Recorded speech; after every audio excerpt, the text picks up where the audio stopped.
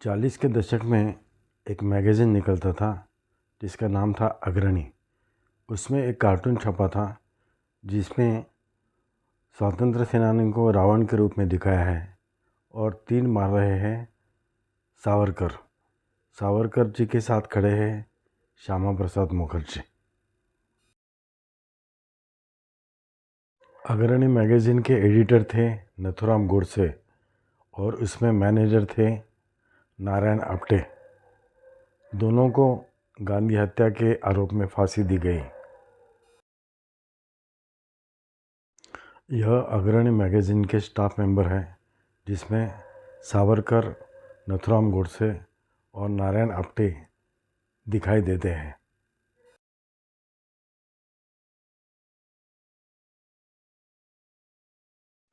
दुनिया भर के लोग महात्मा गांधी जी का स्वातंत्र्य में योगदान जानते हैं। स्वातंत्र संग्राम में उनका कार्य अतुलनीय है। आखिरी वक्त तक वो भारतीय की विभाजन टालने की कोशिश कर रहे थे। Charlie Chaplin, Albert Einstein, Martin Luther king, Nelson Mandela जैसे लोग गांधी जी के बहुत बड़े भक्त थे। पंडित नेहरू भारत के पहले प्रधानमंत्री थे। स्वातंत्र्य मिलने के बाद में हमारे देश के हालात बहुत ही ख़राब थे।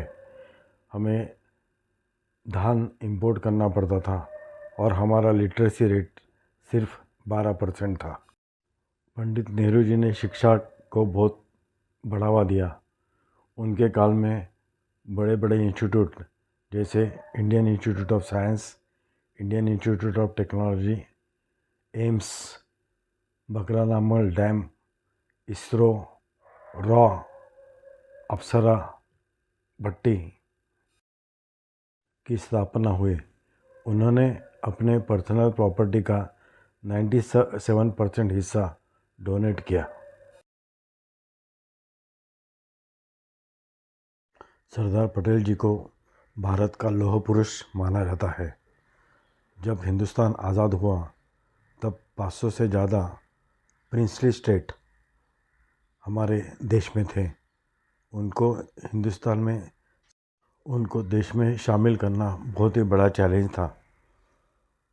वल्लभ भाई पटेल जी ने वो बखूबी से निभाया। ये मौलाना आज़ाद स्वतंत्र भारत के पहले शिक्षा मंत्री थे। उन्होंने 14 साल के लड़कों लड़कियों को एजुकेशन फ्री और कंपलसरी किया। बड़े बड़े एजुकेशन इंस्टीट्यूट इस्टेब्लिश करने में उनका बहुत बड़ा योगदान था। उनका 6 भाषाओं पर प्रभुत्व था: इंग्लिश, हिंदी, उर्दू, बंगाली, पर्शियन और फारसी। बहुत कम आयु में वो जर्नलिस्ट बने और उन्होंने खुद का अखबार चालू किया।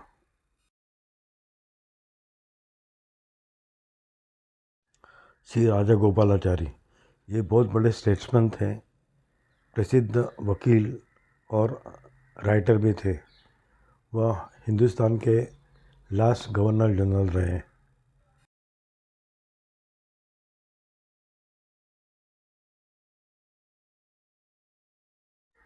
सुभाष चंद्र बोस, इन्होंने आज़ाद हिंद सेना की स्थापना की। उसके लिए उन्हें जर्मनी और रशिया जाना पड़ा।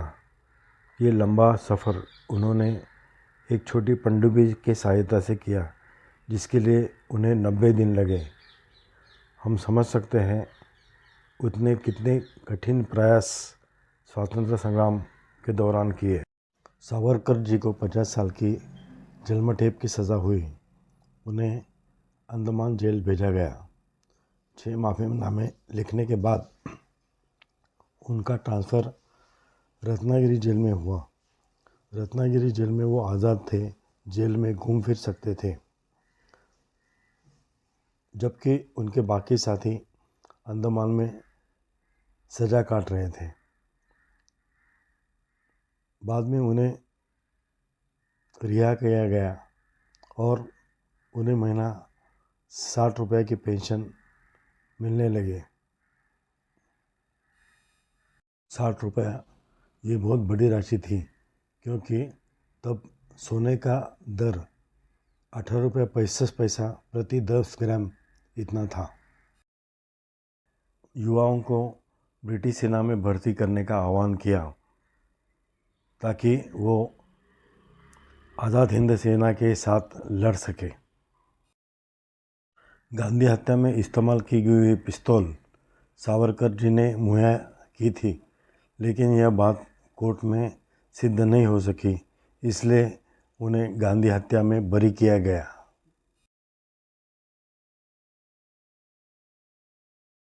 श्यामा प्रसाद मुखर्जी हिंदू महासभा के सदस्य थे। सेकंड वर्ल्ड वॉर के पहले उन्होंने मुस्लिम लीग के साथ अलायंस करके 3 प्रांतों में सरकार बनाई, बंगाल, सिंध और नेफा।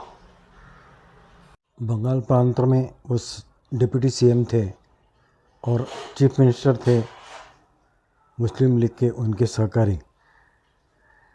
क्विट इंडिया मूवमेंट के दौरान उन्होंने ब्रिटिशों को सपोर्ट किया। ब्रिटिशों को उन्होंने खत लिखा जिसमें सुझाव दिया गया कि क्विट इंडिया मूवमेंट को कैसे दबाया जा सकता है। उन्होंने जनसंघ की स्थापना की, जो बाद में भारतीय जनता पार्टी बन गया।